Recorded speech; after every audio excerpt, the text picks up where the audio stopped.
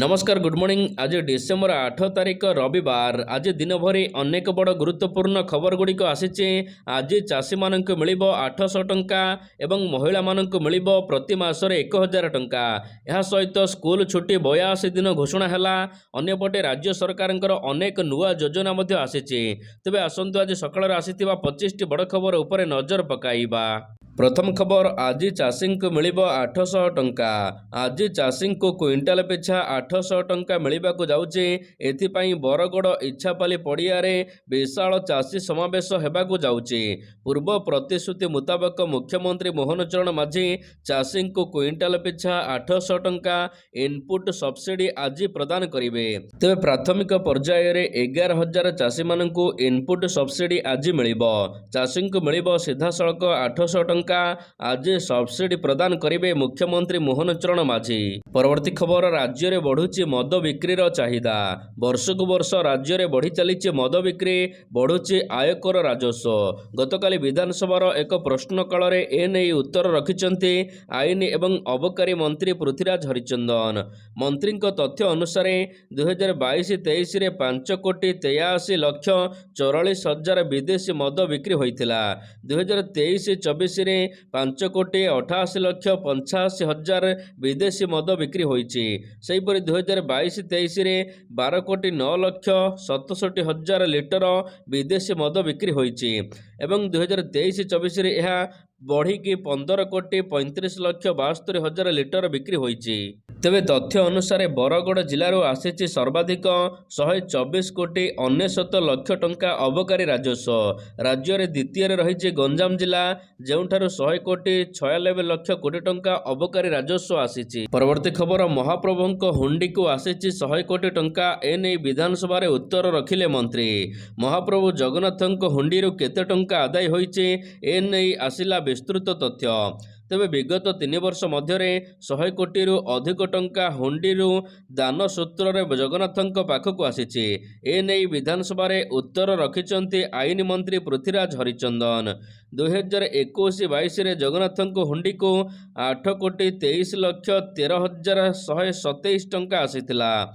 सेहीपरि 2023-24 रे यह 16,92,96,000 टंका आसीछि। परवर्ती खबर, राज्य में आलू पर बढ़िला अंडा दर वृद्धि को नहीं एक प्रकार हंतसंत हेउचंती राज्यवासी। आलू दर पर एबे अंडा दर मध्य साधारण लोकमानक पई चिंतार कारण साजिछि।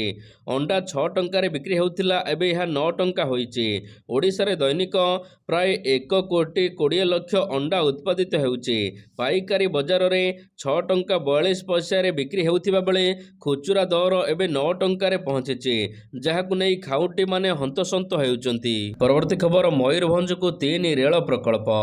निज जन्ममाटी रे राष्ट्रपति द्रौपदी मुर्मू मयूरभंजवासी को 3टी रेल प्रकल्प भेटी देइचंती। गतकाली बांगिरीपोशी मिनी स्टाडियम रे 3टी रेल प्रकल्पर शिलान्यास करिचंती राष्ट्रपति। एही 3टी प्रकल्प हेउची बुड़ामारा चकुलिया एवं बांगिरीपोशी गोरु महिषाणी एवं बादाम पहाड़ केन्दुझर को संयोगकरण करा जाइछि। परवर्ती खबर, पीएम किसान योजना रे जोड़ी हेबे नुआ चाषी, बढ़िला स्वतंत्र अभियान अवधि।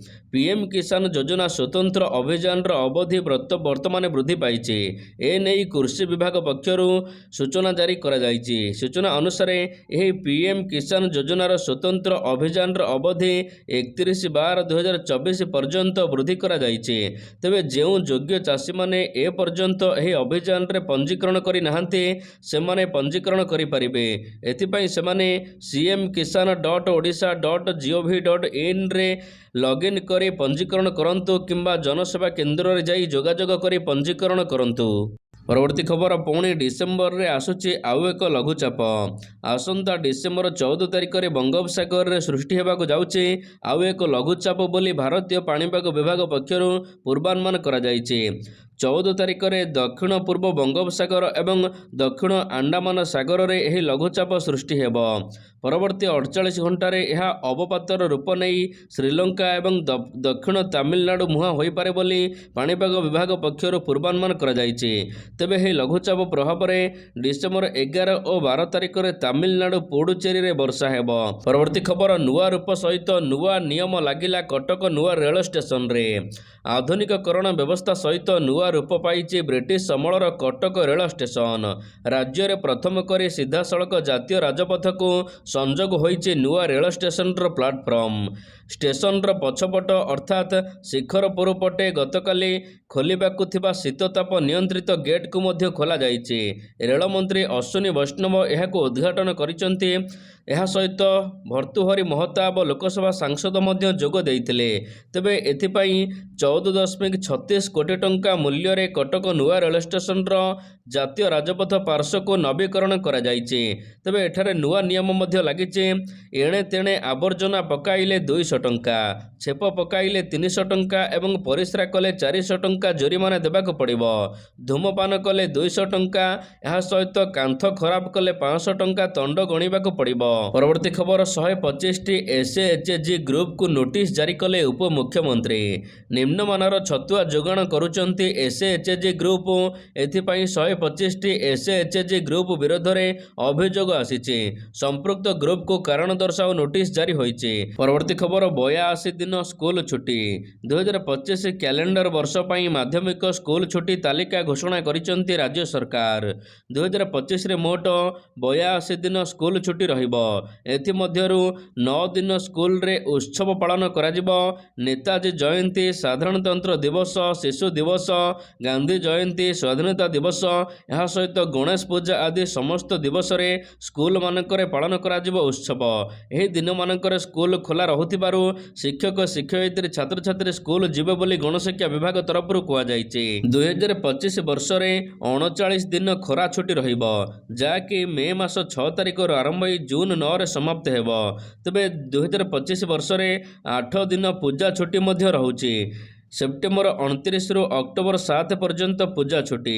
ତେବେ ଡିସେମ୍ବର 23ରୁ 31 ପର୍ଯ୍ୟନ୍ତ ବଡ଼ଦିନ ଛୁଟି ରହିବ। ଜାନୁଆରୀ ମାସରେ 4ଟି ଛୁଟି, ଫେବୃଆରୀରେ 1, ମାର୍ଚ୍ଚରେ 4ଟି, ଏପ୍ରିଲରେ 3ଟି। ଜାନୁଆରୀ ମାସରେ ନୂଆବର୍ଷ, ଶାମ୍ବ ଦଶମୀ, ସୁଭାଷ ଚନ୍ଦ୍ର ବୋଷ ଛୁଟି ଅଛି। ପରବର୍ତ୍ତୀ ଖବର, କୋଣାର୍କ ସୂର୍ଯ୍ୟ ମନ୍ଦିରରୁ କଢ଼ାଯିବ ବାଲି। ବିଶ୍ୱ ଐତିହ୍ୟ କୋଣାର୍କ ସୂର୍ଯ୍ୟ ମନ୍ଦିରରୁ କଢ଼ାଯିବ 121 ବର୍ଷର ବାଲି। ଚତୁର୍ଥ ପର୍ଯ୍ୟାୟ ପାଇଁ ଏଏସ୍ଆଇ ଏବଂ ବିଡିଆର 15 ଜଣିଆ ଟିମ୍ ଆଲୋଚନା ପରେ ନିଷ୍ପତ୍ତି ନେଇଛନ୍ତି। ବିଶ୍ୱ ଐତିହ୍ୟ କୋଣାର୍କ ସୂର୍ଯ୍ୟ ମନ୍ଦିରର ଗର୍ଭଗୃହରୁ ବାଲି କଢ଼ାଯିବା ନେଇ ଚତୁର୍ଥ ପର୍ଯ୍ୟାୟରେ କାର୍ଯ୍ୟ ଆରମ୍ଭ ପାଇଁ ଏଏସ୍ଆଇ ପକ୍ଷରୁ ଆଲୋଚନା ହୋଇଛି। 1903 ମସିହାରେ ସୂର୍ଯ୍ୟ ମନ୍ଦିରରେ ସୁରକ୍ଷା ପାଇଁ ଗର୍ଭଗୃହରେ ବାଲି ଭର୍ତ୍ତି କରାଯାଇଥିଲା। ଜଗମୋହନ ଦ୍ୱାରକୁ ବନ୍ଦ କରାଯାଇଥିଲା। ସୂର୍ଯ୍ୟ ମନ୍ଦିରରୁ ବାଲି କଢ଼ାଯିବାକୁ ନିଷ୍ପତ୍ତି ହୋଇଛି। 2022 ମସିହାରୁ ଏଏସ୍ଆଇ ଏବଂ ବିଡିଆର ପକ୍ଷରୁ ଏନେଇ କାର୍ଯ୍ୟ ଆରମ୍ଭ କରାଯାଇଛି। ପରବର୍ତ୍ତୀ ଖବର, ରାଜ୍ୟରେ ଦରଦାମ ଆକାଶ ଛୁଆଁ। ପୁଣି ପରିବା ଦର ବୃଦ୍ଧି। ଗୋଟିଏ ପଟେ ଆଳୁ ପିଆଜ ଦର ବଢ଼ୁଥିବା ବେଳେ ଅନ୍ୟପଟେ ପରିବା ଦର ମଧ୍ୟ ବୃଦ୍ଧି ଖାଉଟିମାନଙ୍କୁ ଚିନ୍ତାରେ ପକାଉଛି। ଦୀର୍ଘ ଦିନ ଧରି ପରିବା ଦର ଖସିବାର ନାଁ ଧରୁନି। ଏବେ ବଢ଼ି ଚାଲିଛି ପ୍ରତ୍ୟେକ ଦିନ ପରିବା ଦର। ଆଳୁ କେଜି 50, ପିଆଜ 60, ସେହିପରି ବାଇଗଣ 60ରୁ 70, କଲରା 50 ଟଙ୍କା, ବିନ୍ସ କେଜି 70 ଟଙ୍କା, ଏହା ସହିତ ମଟର କେଜିକୁ 120 ଟଙ୍କା ରହିଛି। ତେବେ ବାହାରୁ ପରିବା ଆସୁଥିବାରୁ ରାଜ୍ୟରେ ଦର ବୃଦ୍ଧି ପାଉଥିବା ବ୍ୟବସାୟୀମାନେ କହିଛନ୍ତି। ପରବର୍ତ୍ତୀ ଖବର, ଶଶିଭୂଷଣ ହରିଚନ୍ଦନଙ୍କୁ ମିଳିଲା ନୂଆ ଦାୟିତ୍ୱ। ଭାଜପାର ବରିଷ୍ଠ ନେତା ଶଶିଭୂଷଣ ହରିଚନ୍ଦନଙ୍କୁ ନୂଆ ଦାୟିତ୍ୱ ମିଳିଛି। ନରେନ୍ଦ୍ର ମୋଦି ଅଧ୍ୟୟନ କେନ୍ଦ୍ରର ଅଧ୍ୟକ୍ଷ ହୋଇଛନ୍ତି ଶଶିଭୂଷଣ। ରାଜଧାନୀ ଦିଲ୍ଲୀରେ ଏହି ଅଧ୍ୟୟନ କେନ୍ଦ୍ର ଖୋଲାଯାଇଛି। ଏନେଇ ଅଧ୍ୟୟନ କେନ୍ଦ୍ର ପକ୍ଷରୁ ଅଫିସିଆଲି ପୋଷ୍ଟ ଏକ୍ସ ମାଧ୍ୟମରେ ସେୟାର କରାଯାଇଛି। ଶଶିଭୂଷଣଙ୍କୁ 5 ଦଶନ୍ଧିର ରାଜନୈତିକ ଜୀବନରେ ଅନେକ ଗୁରୁତ୍ୱପୂର୍ଣ୍ଣ ପଦ ସେ ସମ୍ଭାଳିଛନ୍ତି। ପୂର୍ବରୁ ଆନ୍ଧ୍ର ଏବଂ ଛତିଶଗଡ଼ର ରାଜ୍ୟପାଳ ହୋଇଛନ୍ତି, ଦାୟିତ୍ୱ ନେଇଛନ୍ତି। ଓଡ଼ିଶା ବିଧାନସଭାରୁ ସେ 5 ଥର ଲାଗି ନିର୍ବାଚିତ ମଧ୍ୟ ହୋଇଛନ୍ତି। 2004ରୁ 9 ପର୍ଯ୍ୟନ୍ତ ପର୍ଯ୍ୟନ୍ତ ସେ କ୍ୟାବିନେଟ୍ ମନ୍ତ୍ରୀ ମଧ୍ୟ ଥିଲେ। ପରବର୍ତ୍ତୀ ଖବର ବିଧାନସଭାରେ ସୁଭଦ୍ରା କଥା। ବିଧାନସଭାରେ ଉଠିଲା ସୁଭଦ୍ରା ଯୋଜନା କଥା। ବର୍ତ୍ତମାନ ସୁଦ୍ଧା ସୁଭଦ୍ରା ଯୋଜନାରେ ରାଜ୍ୟର ପ୍ରାୟ 80 ଲକ୍ଷରୁ ଅଧିକ ଲୋକମାନେ ଟଙ୍କା ପାଇ ସାରିଥିବା ବେଳେ 27,000ରୁ ଅଧିକ ଲୋକଙ୍କ ବ୍ୟାଙ୍କ ଏବଂ ଆଧାର ତ୍ରୁଟି କାରଣରୁ ଟଙ୍କା ପାଇପାରି ନାହାନ୍ତି।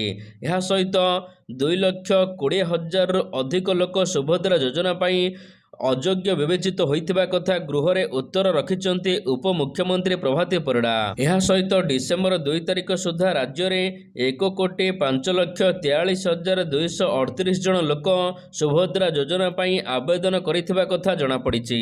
ପରବର୍ତ୍ତୀ ଖବର, ଓଡ଼ିଶାର 24 ଜିଲ୍ଲାରେ ମହାପ୍ରଭୁଙ୍କ ସମ୍ପତ୍ତି ଅଛି। ଓଡ଼ିଶାର 24ଟି ଜିଲ୍ଲାରେ ରହିଛି ମହାପ୍ରଭୁ ଜଗନ୍ନାଥଙ୍କ ଜମି। ବନ୍ଦୋବସ୍ତ ରେକର୍ଡକୁ ଭିତ୍ତି କରି ଶ୍ରୀ ଜଗନ୍ନାଥ ମହାପ୍ରଭୁଙ୍କର 60,426.943 ଏକର ଭୂ ସମ୍ପତ୍ତି ରହିଥିବା ତଥ୍ୟ ମିଳିଛି।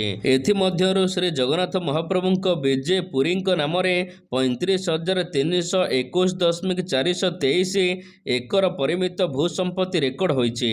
ଅନ୍ୟ 6 ରାଜ୍ୟରେ ସମୁଦାୟ 359.252 ଏକର ପରିମିତ ଜମି ଥିବା ତଥ୍ୟ ସଂଗ୍ରହ କରାଯାଇଛି। ରାଜ୍ୟ ଭିତରେ ଥିବା ଜମିରୁ 2023-24ରେ 33,02,36,400 ଟଙ୍କା ଆଦାୟ କରାଯାଇଛି।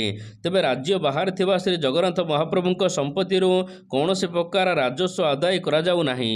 ପରବର୍ତ୍ତୀ ଖବର, ପିଲାଙ୍କୁ ମିଳିବ ଋତୁସ୍ରାବ ଜନିତ ଛୁଟି। କିମ୍ସ ୟୁନିଭର୍ସିଟି ପକ୍ଷରୁ ଛାତ୍ରଛାତ୍ରୀମାନଙ୍କ ପାଇଁ ସ୍ୱାଗତଯୋଗ୍ୟ ପଦକ୍ଷେପ ଗ୍ରହଣ କରାଯାଇଛି। କିମ୍ସ ୟୁନିଭର୍ସିଟି ରେଜିଷ୍ଟ୍ରାର ଲକ୍ଷ୍ମଣ ଶର୍ମାଙ୍କ ପକ୍ଷରୁ ନୋଟିସ୍ ଜାରି କରାଯାଇଛି। ତେବେ ୟୁନିଭର୍ସିଟିରେ ପଢ଼ୁଥିବା ଛାତ୍ରଛାତ୍ରୀଙ୍କୁ ଏଣିକି ପ୍ରତି ମାସରେ ଗୋଟିଏ ଦିନ ମିଳିବ ଋତୁସ୍ରାବ ଜନିତ ଛୁଟି। ଛାତ୍ରୀ ୟୁନିଭର୍ସିଟିରେ ପଢ଼ୁଥିବା ମହିଳାମାନେ ଏହି ଛୁଟି ନେଇପାରିବେ। କେବଳ ପରୀକ୍ଷା ସମୟରେ କୌଣସି ଛାତ୍ରୀଙ୍କୁ ଋତୁସ୍ରାବ ଜନିତ ଛୁଟି ମିଳିପାରିବ ନାହିଁ ବୋଲି କୁଳପତି କହିଛନ୍ତି। ପରବର୍ତ୍ତୀ ଖବର, କଟକ ହେବ ତାରକସୀର ହବ୍। ହଜାର ହଜାର ବର୍ଷର ଐତିହ୍ୟ ସମ୍ପନ୍ନ ସହର କଟକ। ଆଉ ଏ କଟକ ଏବେ ହେବ ତାରକସୀର ହବ୍। ଏମିତି ପରିକଳ୍ପନା କରିଛନ୍ତି ରାଜ୍ୟ ସରକାର। ଜିଲ୍ଲା ପ୍ରଶାସନ ଏବଂ ଭୁବନେଶ୍ୱର IIT ପକ୍ଷରୁ ଏନେଇ ମଧ୍ୟ ଚୁକ୍ତି ସ୍ୱାକ୍ଷରିତ ହୋଇଛି। ତାରକସୀ ହବ୍ ପାଇଁ ରାଜ୍ୟ ସରକାର ଦେବେ ଆର୍ଥିକ ସହାୟତା। ଭୁବନେଶ୍ୱର IIT ଏଥିପାଇଁ ବୈଷୟିକ ସହାୟତା ଯୋଗାଇବ। ସୂଚନା ଥାଉ କି କିଛି ମାସ ତଳେ ତାରକସୀ କାମକୁ ମିଳିଥିଲା GI ଟ୍ୟାଗ। ରାଜ୍ୟ ସମବାୟ ହସ୍ତତନ୍ତ୍ର ଶିଳ୍ପ ନିଗମ ପକ୍ଷରୁ ରୂପା ତାରକସୀ କାମକୁ GI ଟ୍ୟାଗ ମାନ୍ୟତା ମିଳିଛି। ପରବର୍ତ୍ତୀ ଖବର, ରାଜ୍ୟରେ ଆଳୁ ଦର ସ୍ୱାଭାବିକ କରିବାକୁ ସରକାରଙ୍କର ଉଦ୍ୟମ ନାହିଁ କହିଲେ ବ୍ୟବସାୟୀ ମହାସଂଘ। ରାଜ୍ୟରେ ଦରଦାମ ବୃଦ୍ଧି, ଆଳୁ ସଙ୍କଟ, ଏହା ସହିତ ଚାଷୀଙ୍କ ପ୍ରତି ଅନ୍ୟାୟକୁ ନେଇ ସରକାରଙ୍କ ଉପରେ ବର୍ଷିଛି CPM। ଓଡ଼ିଶା ଆଜି ପର୍ଯ୍ୟନ୍ତ ଏଭଳି ଅପାରଗ ସରକାର ଦେଖିନାହିଁ ବୋଲି CPM ପକ୍ଷରୁ କୁହାଯାଇଛି। ଅନ୍ୟପଟେ ଆଳୁର ସ୍ୱାଭାବିକ ସ୍ଥିତି ଫେରାଇ ଆଣିବାକୁ ରାଜ୍ୟ ସରକାରଙ୍କର ଉଦ୍ୟମ ନାହିଁ ବୋଲି ପ୍ରଶ୍ନ କରିଛନ୍ତି ରାଜ୍ୟ ବ୍ୟବସାୟୀ ସଂଘ। ପରବର୍ତ୍ତୀ ଖବର, ଜାନୁଆରୀ 8ରୁ ଆରମ୍ଭ ହେବ ପ୍ରବାସୀ ଭାରତୀୟ ଦିବସ। ଜାନୁଆରୀ 8 ତାରିଖରୁ 10 ତାରିଖ ପର୍ଯ୍ୟନ୍ତ 3 ଦିନ ଧରି ଭୁବନେଶ୍ୱର ଜନତା ମଇଦାନରେ ଅନୁଷ୍ଠିତ ହେବାକୁ ଯାଉଛି ଅଷ୍ଟାଦଶ ପ୍ରବାସୀ ଭାରତୀୟ ଦିବସ। ପରବର୍ତ୍ତୀ ଖବର, ପ୍ରଧାନମନ୍ତ୍ରୀ ମୋଦିଙ୍କୁ ହତ୍ୟା କରିବାକୁ ମିଳିଲା ଧମକ। ପୁଣି ଥରେ ପ୍ରଧାନମନ୍ତ୍ରୀ ନରେନ୍ଦ୍ର ମୋଦିଙ୍କୁ ହତ୍ୟା କରିବାକୁ ଆସିଛି ଧମକପୂର୍ଣ୍ଣ ମେସେଜ। ମୁମ୍ବାଇ ପୋଲିସକୁ ଏନେଇ ଏକ ମେସେଜ ମିଳିଥିବା ସୂଚନା ମିଳିଛି। କେହି ଜଣେ ମୁମ୍ବାଇ ପୋଲିସକୁ ଫୋନ୍ କରି ମେସେଜ କରି ଏହି ଧମକ ଦେଇଥିବା ଜଣାପଡ଼ିଛି। ଏହାପରେ ମୁମ୍ବାଇ ପୋଲିସ ସଜାଗ ହେବା ସହିତ ଛାନବିନ ଆରମ୍ଭ କରିଛି। କେଉଁ ନମ୍ବରରୁ ମେସେଜ ଆସିଥିଲା ଏହାକୁ ଟ୍ରେସ୍ କରିବାରେ ସଫଳ ହୋଇଛି ମଧ୍ୟ ପୋଲିସ। ଏହି ନମ୍ବର ରାଜସ୍ଥାନ ଅଞ୍ଚଳରୁ ଆସିଛି ବୋଲି ପୋଲିସ ପକ୍ଷରୁ କୁହାଯାଇଛି। ତେବେ ନମ୍ବର ଟ୍ରେସ୍ ପରେ ସନ୍ଦିଗ୍ଧକୁ ଧରିବାକୁ ଏବେ ବିଶ୍ୱସ୍ତ ସୂତ୍ରରୁ ଟିମ୍ ବିଛାଯାଇଥିବା ଜଣାପଡ଼ିଛି। ପରବର୍ତ୍ତୀ ଖବର, ପ୍ରତି ମାସରେ ମହିଳାମାନଙ୍କୁ ମିଳିବ 1,000 ଟଙ୍କା। ଝାଡ଼ଖଣ୍ଡ ସରକାରଙ୍କ ତରଫରୁ ମହିଳାମାନଙ୍କ ପାଇଁ ଏକ ନୂତନ ଯୋଜନା ଆରମ୍ଭ କରାଯାଇଛି। ତେବେ ଏହି ଯୋଜନାର ନାମ ରଖାଯାଇଛି ଝାଡ଼ଖଣ୍ଡ ମୁଖ୍ୟମନ୍ତ୍ରୀ ମାୟା ସମ୍ମାନ ଯୋଜନା। ତେବେ ଏହି ଯୋଜନାରେ ଏବେ ପଞ୍ଜୀକରଣ ଚାଲିଛି। ଏହି ଯୋଜନାରେ ପ୍ରତି ମହିଳାମାନଙ୍କୁ ମାସିକ 1,000 ଟଙ୍କା ମିଳିବ। ପ୍ରତ୍ୟେକ ମାସର 15 ତାରିଖ ଦିନ ମହିଳାମାନଙ୍କ ଆକାଉଣ୍ଟକୁ ସିଧାସଳଖ 1,000 ଟଙ୍କା ପଠାଇବେ ରାଜ୍ୟ ସରକାର। ଆଉ ବର୍ଷକୁ 12,000 ଟଙ୍କା ଲେଖା ପାଇବେ ଯୋଗ୍ୟ ମହିଳା ହିତାଧିକାରୀ। ପରବର୍ତ୍ତୀ ଖବର, ଖୁବ୍ ଶୀଘ୍ର DD ଓଡ଼ିଆରେ ସାନ୍ତାଳୀ ଭାଷାରେ ନ୍ୟୁଜ୍ ପଢ଼ାଯିବ। ଖୁବ୍ ଶୀଘ୍ର ଦୂରଦର୍ଶନରେ ସାନ୍ତାଳୀ ଭାଷାରେ ନ୍ୟୁଜ୍ ପଢ଼ାଯିବ। 6ରୁ 7 ଦିନ ମଧ୍ୟରେ ଏହା କରାଯିବା ନେଇ ରେଳମନ୍ତ୍ରୀ ଅଶ୍ୱିନୀ ବୈଷ୍ଣବ ସୂଚନା ଦେଇଛନ୍ତି। ସାନ୍ତାଳୀ ଭାଷାରେ ନ୍ୟୁଜ୍ ପଢ଼ାକୁ ନେଇ ରାଷ୍ଟ୍ରପତିଙ୍କ ସହିତ ଅଶ୍ୱିନୀ ବୈଷ୍ଣବ ଏନେଇ ସୂଚନା ପ୍ରଦାନ କରିଛନ୍ତି। ତେବେ ସାନ୍ତାଳ ଜନଜାତି ଭାରତୀୟ ମହାଦେଶର ଏକ ଲୁକାୟତ ମୁଣ୍ଡା ଜାତି। ଏମାନଙ୍କ ପାଇଁ ଝାଡ଼ଖଣ୍ଡ ଏବଂ ପଶ୍ଚିମବଙ୍ଗରେ ମଧ୍ୟ ସାନ୍ତାଳ ବୃତ୍ତିଗତ ଜନଜାତି ସମ୍ମାନ ମିଳୁଛି। ଓଡ଼ିଶା, ବିହାର ଏବଂ ଆସାମରେ ମଧ୍ୟ ଏହି ଜାତି ବସବାସ କରନ୍ତି। ତେଣୁ ଓଡ଼ିଶାରେ ଏଣିକି ସାନ୍ତାଳ ଭାଷାରେ ନ୍ୟୁଜ୍ ପଢ଼ାଯିବ। ପରବର୍ତ୍ତୀ ଖବର 182 ସ୍ପିଡିରେ ବୋଲିଂ କଲେ ସିରାଜ। ଅଷ୍ଟ୍ରେଲିଆ ଏବଂ ଭାରତ ମଧ୍ୟରେ ଏବେ ଚାଲିଛି ଟେଷ୍ଟ ମ୍ୟାଚ୍। ତେବେ ଏହି ମ୍ୟାଚ୍ରେ ମହମ୍ମଦ ସିରାଜ ସବୁଠାରୁ ଦ୍ରୁତ ବୋଲର ବିଶ୍ୱରେ ହୋଇଛନ୍ତି। ମହମ୍ମଦ ସିରାଜ ଇତିହାସର ସବୁଠାରୁ ଦ୍ରୁତ ବୋଲର ସାଜିଛନ୍ତି, ଯାହାର ସ୍ପିଡ୍ ଏବେ କଳ୍ପନା ବି କରି ହେଉନି।